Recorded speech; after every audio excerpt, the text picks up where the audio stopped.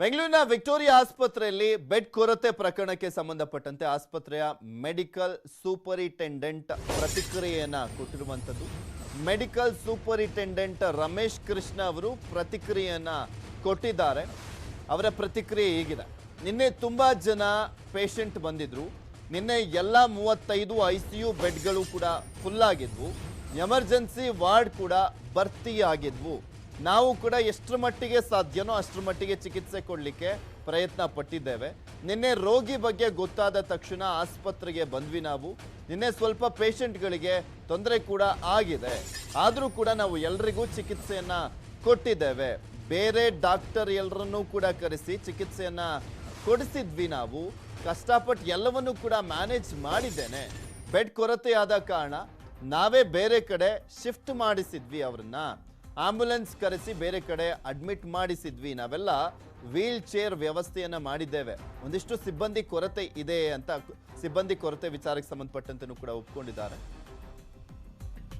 KRS ಅವರು ಆಚೆ ಕೂತ್ಕೊಂಡಿದ್ರು. ಅವರೆಲ್ಲ ವಿಡಿಯೋ ರೆಕಾರ್ಡಿಂಗ್ ಏನೋ ಮಾಡ್ತಾ ಇದ್ರು. ಇಮಿಡಿಯೇಟ್ ಆಗಿ ಪೊಲೀಸ್ ಅವ್ರಿಗೆ ಮತ್ತೆ ಸೆಕ್ಯೂರಿಟಿ ಅವ್ರಿಗೆ ಹೇಳಿ ಆ ವಿಡಿಯೋ ರೆಕಾರ್ಡಿಂಗ್ ಎಲ್ಲ ಮಾಡಬಾರ್ದು ಹಾಸ್ಪಿಟಲಲ್ಲಿ ವಿತೌಟ್ ಪರ್ಮಿಷನ್ ಅಂತ ಹೇಳಿ ಅವ್ರಿಗೆ ನಿಲ್ಸಕ್ಕೆ ಹೇಳಿದ್ವಿ.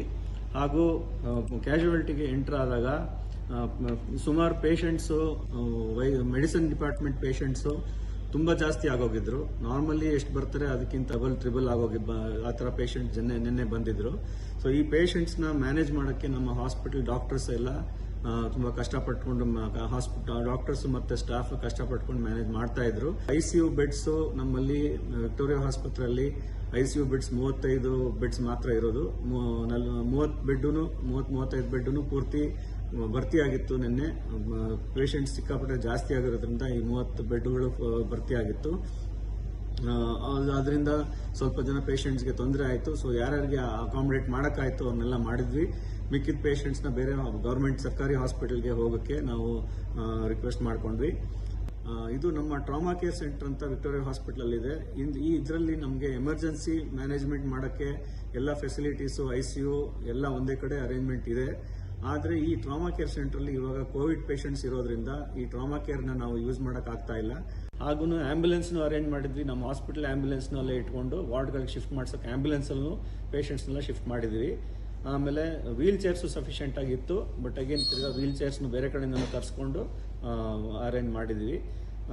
ಬ್ರಾಡ್ ಡೆಡ್ ಪೇಷಂಟ್ಸ್ಗೆ ಡೆತ್ ಆಗಿರೋ ಪೇಷಂಟ್ಸು ಅಲ್ಲಿ ಬಂದರೆ ಅವ್ರನ್ನ ಇಟ್ಕೊಳ್ಳೋಕ್ಕೆ ಒಂದು ಬೇರೆ ಜಾಗನೇ ಮಾಡಿದ್ದೀವಿ. ಆ ಪೇಷಂಟ್ಸ್ ಬ್ರಾಡ್ ಡೆಡ್ ಆಗಿ ಬಂದ ಪೇಷಂಟ್ಸ್ಗೆ ಅವ್ರು ಬೇರೆ ಕಡೆ ಶಿಫ್ಟ್ ಮಾಡ್ತಾರೆ, ಅಲ್ಲೇ ಇರುತ್ತೆ.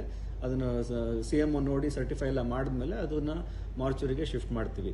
ಸೊ ಇದೆಲ್ಲ ತೊಂದರೆಗಳು ಇತ್ತು. ಬಟ್ ಅದನ್ನೆಲ್ಲ ಏನೇನು ಪ್ರಾಬ್ಲಮ್ಸ್ ಇತ್ತು ಅದಕ್ಕೆಲ್ಲ ನಾವು ಇಲ್ಲಿ ನಾನು ನಮ್ಮ ರೆಸಿಡೆಂಟ್ ಮೆಡಿಕಲ್ ಆಫೀಸರ್ ಹಾಗೂ ನಮ್ಮ ಅಡ್ಮಿನಿಸ್ಟ್ರೇಟಿವ್ ಆಫೀಸರ್ಸು PROಸು ಆಮೇಲೆ ಡಾಕ್ಟರ್ಸ್ ಎಲ್ಲ ಡಿಪಾರ್ಟ್ಮೆಂಟ್ ಡಾಕ್ಟರ್ಸು ಎಲ್ಲರನ್ನು ಕರೆಸ್ಬಿಟ್ಟು ನಾವೆಲ್ಲ ನಿನ್ನೆ 3 ಗಂಟೆ ಟೈಮು 5:30 ಇಂದ 8:30ವರೆಗೂ ಇಲ್ಲೇ ಇದ್ದು ನಾವೆಲ್ಲ ಪ್ರಾಬ್ಲಮ್ಗಳನ್ನು ಸಾಲ್ವ್ ಮಾಡಿದ್ದೀವಿ. ಸೊ ಇನ್ನು ಸ್ವಲ್ಪ ಹಾಸ್ಪಿಟಲಲ್ಲಿ ಬೆಡ್ಸ್ ಜಾಸ್ತಿ ಆಗಿದೆ, ICU ಬೆಡ್ಸ್ ಜಾಸ್ತಿ ಆಗಿದೆ, ಮತ್ತೆ OPD ಎಲ್ಲ ಜಾಸ್ತಿ ಬೆಡ್ಸ್ ಎಲ್ಲ ಹೊಸದಾಗಿ ಸ್ಟಾರ್ಟ್ ಆಗಿದೆ. ಸೊ ನಮ್ಮ ಸಿಬ್ಬಂದಿಗಳಿಗೆ ಇದೆಲ್ಲ ಸ್ವಲ್ಪ ಮ್ಯಾನೇಜ್ ಮಾಡೋಕೆ ಕಷ್ಟ ಆಗಿರೋದ್ರಿಂದ ಹೆಚ್ಚು ಸಿಬ್ಬಂದಿಗಳು ಬೇಕಾಗುತ್ತೆ. ಇದಕ್ಕೆ ನಮ್ಗೆ ಬೇಕು ಅಂತ ನಮ್ಮ ಡೈರೆಕ್ಟರ್ಗೂ ರಿಕ್ವೆಸ್ಟ್ ಮಾಡ್ಕೊಂಡಿದ್ದೀವಿ. ಅದು ಅರೇಂಜ್ಮೆಂಟ್ ಮಾಡ್ತಾ ಇದ್ದಾರೆ. ಸೊ ಎಕ್ಸ್ಟ್ರಾ ಸಿಬ್ಬಂದಿ ಕೊಟ್ಟರೆ ನಮಗೆ ಬಹಳ ಅನುಕೂಲ ಆಗುತ್ತೆ. KRS ಅವರು ಆಚೆ ಕೂತ್ಕೊಂಡಿದ್ರು. ಅವರೆಲ್ಲ ವಿಡಿಯೋ ರೆಕಾರ್ಡಿಂಗ್ ಏನೋ ಮಾಡ್ತಾ ಇದ್ರು. ಇಮಿಡಿಯೇಟ್ ಆಗಿ ಪೊಲೀಸ್ ಬೆಂಗಳೂರಲ್ಲಿ ಪೊಲೀಸ್ ಕ್ವಾರ್ಟರ್ಸ್ ಕಟ್ಟಡ ಕುಸಿಯುವ ಹಂತದಲ್ಲಿದೆ.